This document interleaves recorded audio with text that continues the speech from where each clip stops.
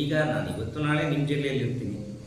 C ಇನ್ನು 3 ದಿನ ಬೇರೆ ಇನ್ನೊಂದು ಜಿಲ್ಲೆಗೆ ಹೋಗ್ತಾ ಇದ್ದೀನಿ. 3 ದಿನ ಅಥವಾ 4 ದಿನ ಒಂದೊಂದು ಜಿಲ್ಲೆಗೆ ಬೇರೆ ಬೇರೆ ಹೋಗ್ತಿರ್ತೀನಿ. ಬಟ್ ಎಲ್ಲಾದರೂ ಒಂದು ಕಡೆ ಸಿಗ್ತೀನಿ. ನನ್ನ ನಂಬರು ತಮಗೆಲ್ಲ ಕೊಟ್ಟಿರ್ತೀನಿ.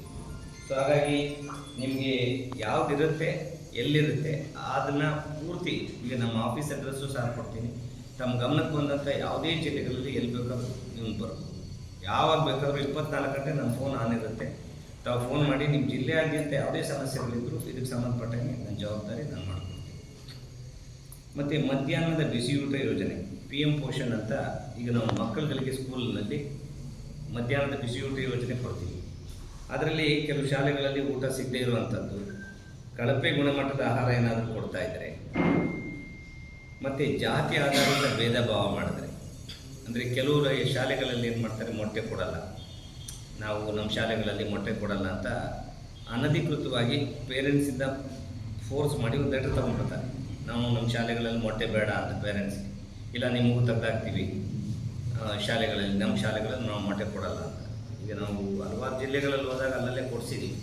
ಆ ಥರದ್ದು ಯಾವುದಾದ್ರೂ ನಿಮ್ಗೇನಾದರೂ ಜಾತಿ ಆಧಾರಿತ ಭೇದ ಭಾವ ಯಾವುದೇ ಶಾಲೆಯಲ್ಲಿ ಕಂಡ್ರೆ, ಯಾಕೆಂದರೆ ಮಕ್ಕಳಲ್ಲಿ ಬೆಳೆಯುವಾಗ ತಮಗೆಲ್ಲ ಗೊತ್ತಿದೆ, ಯಾವುದೇ ರೀತಿಯೂ ನಾವು ಒಂದು ಮಕ್ಕಳಲ್ಲಿ ಜಾತೀಯತೆ ಅಥವಾ ಭೇದ ಭಾವ ಇವನ್ನೆಲ್ಲ ಮಾಡಬಾರ್ದು. ಮಕ್ಕಳಿಗೆಲ್ಲಿ ಯೂನಿಫಾರ್ಮ್ ಹಾಕೋದು, ಯಾಕೆಂದರೆ ನಾವೆಲ್ಲ ಒಂದೇ ಅನ್ನೋ ಮನೋಭಾವನೆ ಅವರಲ್ಲಿ ಬರಬೇಕು. ಈಗ ಯಾರು ಯಾವ ಜಾತಿಯಲ್ಲಿ ಹುಟ್ಟಿದ್ದಾರೆ ಅವ್ರ ಧರ್ಮ ಪಾಲನೆ ಮಾಡೋದಕ್ಕೆ ಯಾವುದೇ ಅಭ್ಯಂತರ ಇಲ್ಲ, ಅವರವ್ರ ಮನೆಯಲ್ಲಿ ಮಾಡ್ಕೊಳ್ಳಿ. ಬಟ್ ಶಾಲೆಗೆ ಬಂದಾಗ ಎಲ್ಲ ಮಕ್ಕಳು ಸೇರಿ ಒಂದೇ. ಹಾಗಾಗಿ ಯಾವ ಮಕ್ಕಳಿಗೆ ಏನು ಡಿಫ್ರೆನ್ಷಿಯೇಷನ್ ಇಲ್ಲದೆ ಮಕ್ಕಳನ್ನ ನೋಡ್ಕೋಬೇಕಾದದ್ದು ಶಾಲೆಗಳ ಕರ್ತವ್ಯ. ಹಾಗಾಗಿ ಅವರು ಅದನ್ನೇ ಮಾಡಬೇಕು. ಮತ್ತು ಈ ಶಾಲೆಗಳಲ್ಲಿ ಬಿಸಿಯೂಟ ಯೋಜನೆಯಲ್ಲಿ ಹಣ ದುರುಪಯೋಗ ತುಂಬ ಆಗ್ತಾಯಿದೆ. ಅಂದರೆ ಅಲ್ಲಿ ಬರುವಂಥದ್ದನ್ನು, ಈಗ ಮೊಟ್ಟೆ ತರುವಂಥದ್ದು, ಒಂದಿನ ಮೊಟ್ಟೆ ಬಂದಿಲ್ಲ ಅಂತ ಆ ದುಡ್ಡನ್ನು ಇಟ್ಕೊಳ್ಳೋದು, ತರಕಾರಿ ಒಳ್ಳೆಯ ಗುಣಮಟ್ಟದ ಒಳ್ಳೆ ಶುದ್ಧವಾದ ತರಕಾರಿ ತೊಗೊಳೋದು ಬಿಟ್ಟು ಯಾವುದೋ ಲೋಕಲಲ್ಲಿ ಯಾವುದೋ ಚೀಪ್ ಇರ್ತದೆ ಅದನ್ನು ಮಾಡೋದು. ಈಗ ನಾವು ಎಲ್ಲ ಜಿಲ್ಲೆಗಳಲ್ಲೂ ಆಲ್ ಓವರ್ ಕರ್ನಾಟಕ ಒಂದು ಮೆನು ಚಾರ್ಟ್ ಅಂತ ಕೊಟ್ಟಿದ್ದೀವಿ. ಮಧ್ಯಾಹ್ನದ ಬಿಸಿಯೂಟ ಅದನ್ನೇ ಕೊಡಬೇಕು.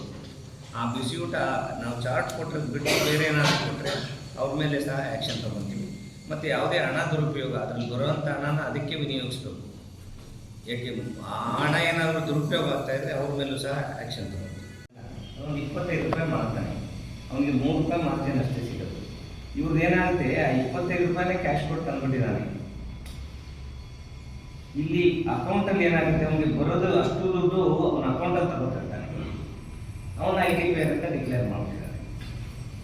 ಅವನ income tax it is more than 1,20,000 rupees, ಅದ್ರ ಮೇಲೆ ಇನ್ಕಮ್ ಬಂದ್ಬಿಟ್ಟಿದೆ. ಆ ಥರ ಬಂದಂಥ ಎಲ್ಲ ಸುಮಾರು ಅನಧಿಕೃತವಾಗಿ ಅಂತ ರೇಷನ್ ಕಾರ್ಡ್ ಎಲ್ಲ ರದ್ದು ಮಾಡ್ತಿದ್ದಾರೆ. ಅವನ್ನೆಲ್ಲ ಮತ್ತೆ ತಹಶೀಲ್ದಾರ್ಗೆ ಒಂದು ನೋಟಿಸ್ ಇದು ಅಪ್ಲಿಕೇಶನ್ ಕೊಟ್ಟು ಅದನ್ನೆಲ್ಲ ಸರಿ ಮಾಡಿಸ್ಕೋಬೇಕು. ಈಗ ಆಲ್ರೆಡಿ ಎಷ್ಟು ಅಪ್ಲಿಕೇಶನ್ ಇದೆ ಹೋಗ್ತೀನಿ, ಅಲ್ಲೆಲ್ಲ ಪೆಂಡಿಂಗೆಲ್ಲ ಇರುವಂಥದ್ದನ್ನು ಅವ್ರನ್ನ ಸರಿ ಮಾಡಿ ಅದನ್ನು ಮಾಡ್ಬೋದು. ಮತ್ತು ಕೆಲವ್ರು ಏನು ಮಾಡ್ತಾರೆ, ಈ ಫುಡ್ ಕಾರ್ಪೊರೇಷನ್ ಆಫ್ ಇಂಡಿಯಾಯಿಂದ ನಮ್ಮ ಕರ್ನಾಟಕ ಸಗಟು ಮಳಿಗೆಗಳಿಗೆ, ಅಂದರೆ ಗೋಡೌನ್ಗಳಿದೆಯಲ್ಲ ಅಲ್ಲಿಗೆ ಬರುವಾಗ FCIಯಿಂದಲೂ ಕೆಲವು ತೂಕ ವ್ಯತ್ಯಾಸ ಬರ್ತದೆ. ಕಡಿಮೆ ತೂಕದ್ದು ಅಲ್ಲಿ ಕೊಡ್ತಾರೆ. ಪುನಃ ಅವರು ಅಲ್ಲಿಂದ ಕೊಡಬೇಕಾದ್ರೆ ಹಾಸ್ಟೆಲ್ಗಳಿಗೆ, ನ್ಯಾಯಬೆಲೆ ಅಂಗಡಿಗಳಿಗೆ ಮತ್ತೆ ಅಲ್ಲಿಂದ ಏನೋ ವ್ಯವಹಾರ ಮಾಡಿ ಅಲ್ಲೂ ಸಹ ಅಲ್ಲಿಂದಲೂ ಮುಂದೆ ಕಡಿಮೆ ಕೊಡೋ ಸಾಧ್ಯತೆ ಇರ್ತದೆ. ಹಾಗಾಗಿ ಆ ಗೋಡೌನ್ಗಳಿಗೆಲ್ಲ ನಾವು ವಿಸಿಟ್ ಕೊಟ್ಟು ಅದನ್ನು ಸರಿ ಮಾಡ್ತೀವಿ. ಮತ್ತು ಇದ್ರದ್ದು ಈ ಅಕ್ಕಿದು ಈ ಸಾರ್ವಜನಿಕ ವಿತರಣಾ ವ್ಯವಸ್ಥೆಯಲ್ಲಿರುವಂಥ ಅಕ್ಕಿಯನ್ನು ದುರುಪಯೋಗ ಮಾಡುವಂಥದ್ದು, ಅದರಲ್ಲಿ ಭ್ರಷ್ಟಾಚಾರ ಮಾಡುವಂಥದ್ದು, ಅದೇನಾದರೂ ತಮ್ಮ ಗಮನಕ್ಕೆ ಬಂದರೆ ಅದನ್ನು ಸಹ ನೋಟಿಸ್ತಾನೆ. ಈ ಜಿಲ್ಲೆಯಾದ್ಯಂತ ಯಾವುದೇ ಅಂತ ಸಮಸ್ಯೆಗಳಿದ್ದರೆ ಸ್ಪಾಟಲ್ಲಿ ನಾಳೆನೇ ಬೇಕಾದ್ರೆ ಅದನ್ನು ಪರಿಹಾರ ಮಾಡಿ, ಸ್ಪಾಟಲ್ಲಿ ಅಂಥ ಅಂಗಡಿಗಳನ್ನ ಸಸ್ಪೆಂಡ್ ಮಾಡಿ ಅವ್ರನ್ನ ಇಮಿಡಿಯೇಟಾಗಿ ನಾವು ಬೇರೆಯವ್ರಿಗೆ ಅಟ್ಯಾಚ್ ಮಾಡಿ ಇಲ್ಲೇ ಆನ್ ಸ್ಪಾಟ್ ಕೊಡ್ತೀವಿ. ಮತ್ತು ಅಂಗಡಿ ತೆರೆದಿಲ್ಲ, ಎಷ್ಟೋ ಸಾರಿ ಈಗ ನಿನ್ನೆ ಬೆಳಿಗ್ಗೆ ಬಂದೆ, ಅವ್ರು ಬೆಳಿಗ್ಗೆ ಓಪನೇ ಮಾಡಿದ್ದಾರೆ. ಅವ್ರು ಯಾಕೆ ಅಂತಂದರೆ ಇನ್ನೂ ನಾನೇ ಕೇಳಿದೆ, ನೋಡಪ್ಪ ನಾನು ಅಕ್ಕಿ ತೊಗೋಬೇಕು ಬರ್ತೀಯಾ ಅಂತ. ಅದು ವೀಣಾ ಅಂತ ಇದೆ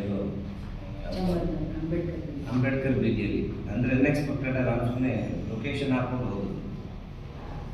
ಅಲ್ಲಿ ಅವ್ನು ಅಂಗಡಿ ತೆಗೆದಿಲ್ಲ, ಅವನಿಗೆ ಫೋನ್ ಮಾಡಿ ಅಕ್ಕಿ ತೊಗೋಬೇಕು ಯಾಕೆ ತೆಗೆದಿಲ್ಲ ಅಂತ. ಇಲ್ಲ ನಾನೆಲ್ಲ ಕೊಟ್ಟಾಗ್ಬಿಟ್ಟಿದೆ ಅಂತ.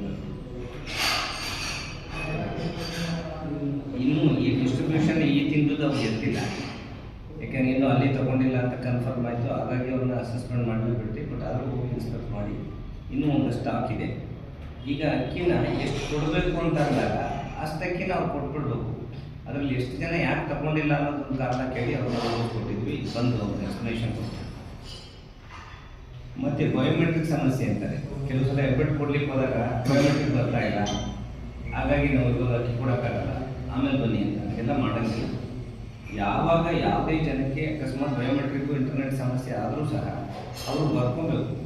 ಬರ್ಕೊಂಡು ಬಂದಂಥ ಜನಕ್ಕೆ, ಏಕೆಂದರೆ ಇವರು ಬಡವರು, ಕೂಲಿ ಕಾರ್ಮಿಕರು, ಅವ್ರಿಗೆ ಹಲವಾರು ತೊಂದರೆಗಳಿರ್ತವೆ ಅಂಥವ್ರು ಈಗ ಹೋದಾಗ ಇವರು ಬರ್ಕೊಂಡು ಅದನ್ನು ಕೊಟ್ಟು ಅವರು ಯಾವಾಗ ಬಯೋಮೆಟ್ರಿಕ್ ಬರುತ್ತೆ, ಯಾಕೆಂದರೆ ಆ ಸುತ್ತಮುತ್ತ ಏರಿಯಾದವ್ರು ಮಾತ್ರ ಅವ್ರು ಅಂಗಡಿ ಕೊಟ್ಟಿರ್ತೀವಿ. ಅವ್ರನ್ನ ಬಯೋಮೆಟ್ರಿಕ್ ಆಮೇಲೆ ಬೇಕಾದ್ರೆ ಹಾಕ್ಸ್ಕೊಳ್ಳಿ ಅವನು. ಬಟ್